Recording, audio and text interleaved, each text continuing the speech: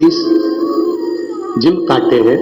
Mobile number यह है, पता भील गांव, नाका नंबर 2, कामठी रोड, नागपुर की रहने वाली हूँ। कहीं बैठी हैं?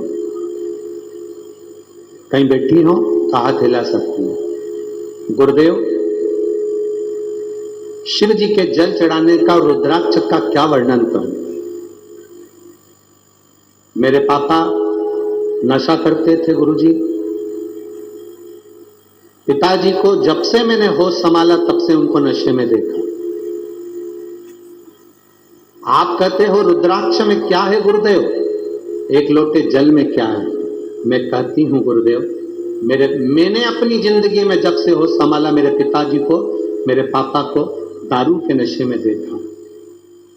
उनको होश सुबह ले शाम को ले। गुरुदेव, बाबा से मैंने प्रार्थना करी, एक लोटा जल समर्पित करा, एक बेलपत्र लेकर आती, पिताजी को देती तो पिताजी लेते नहीं उस बेलपत्र। पिताजी जब बेलपत्र नहीं खाते तो उनको लगता कि मेरी बेटी हो सकता मुझ पर कुछ करवा रही है। बेलपत्र नहीं खाते तो मैं जल चढ़ाकर जल लाती, वो भी देती तो नहीं लेते। तब उस जल को मैं पानी के हंडे में डाल देती, पानी के हंडे में जल को डालती और मेरे पिता ने पीना चालू करा उस पानी को। गुरुदेव, मैं शिवजी से रोज प्रार्थना कर कर आती थी, बाबा मेरे पिता दारू के नशे को छोड़ दें। और गुरुदेव, आज मैं गर्व से कहती हूं कि मेरे पिता पूर्ण तरह से मदिरा को त्याग दिए। ये शिव तत्व है।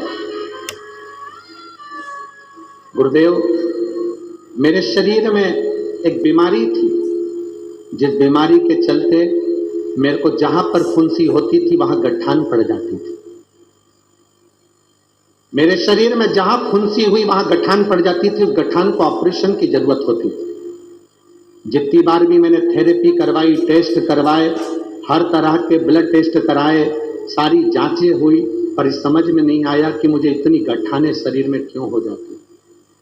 बाबा, आपने एक बार कहा था कथा में कि शंकर भगवान के जो जल बहकर नीचे गिरता है, जहां पर 33 कोटि देवता का स्थान, मां दुर्गा को टच कर कर उसको खाने का कहा था। गुरुदेव, मैंने उसको खाना प्रारंभ करा और मुझे बचपन से जो प्रॉब्लम थी वो प्रॉब्लम मेरी समाप्त हो गई। अब मेरे शरीर में गांठ नहीं पड़ती है।